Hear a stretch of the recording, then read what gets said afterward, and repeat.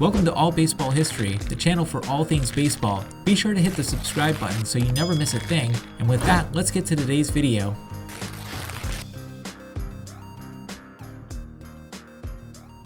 Well before Jarry Park existed, Delorimier Stadium was the preeminent place to watch a baseball game in Montreal. Built in 1928, Delorimier Stadium was the home to the Brooklyn Dodgers AAA affiliate team, the Montreal Royals, for many years. But after the Dodgers moved to Los Angeles in 1958, and what owner Walter O'Malley described as weak attendance hurting the Royals, it didn't take long for the Dodgers to cut ties with the Royals as their affiliate club. With the Dodgers affiliation gone, this put the Royals' time in Montreal in jeopardy. Around the same period, a new 3,000-seat baseball stadium was being built named Jarry Park. The small stadium was built mainly to host local amateur baseball games, but there was a thought that it could someday be expanded to host minor league baseball games, possibly even with the Royals. A breakthrough came when the Minnesota Twins franchise, having just relocated from Washington, D.C., struck a deal with the Royals to become their team's affiliate. However, attempts to negotiate a new deal with Delorimier Stadium fell through, and rather than use Jarry Park, the International Baseball League unanimously voted to relocate the club to Syracuse, New York, where they would become the Syracuse Chiefs instead. In 1968, Major League Baseball officially granted expansion bids to 4 cities: Kansas City, Seattle, San Diego, and Montreal, with all 4 new teams set to begin play in the upcoming 1969 season. I just want to pause real quick to ask, if you're enjoying this video so far, please hit the like button and don't forget to subscribe as well. Okay, let's get back to the video.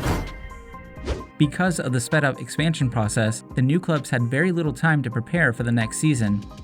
The Montreal franchise, who later would settle on the name Expos as their team's nickname, looked at a few sites for a potential temporary home while they hoped to have their brand new dome stadium built. More on that a little later. The Expos first looked at and ruled out Delorimier Stadium mainly due to its size of only 20,000 seats and the inability to expand the stadium because of its proximity to a residential area.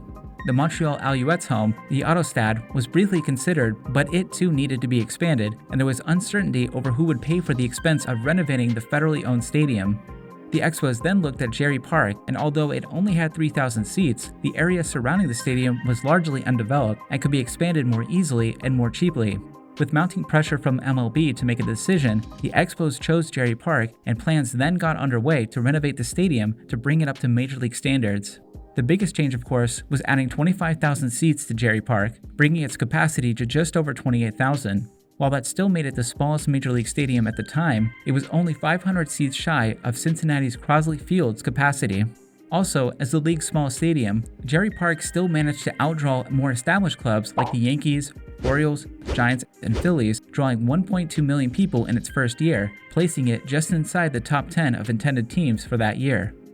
So what did you guys think about the Expos choosing Jarry Park over Delorimier Stadium? Do you think that we could see Major League Baseball return to Montreal in the future? Let me know in the comments below.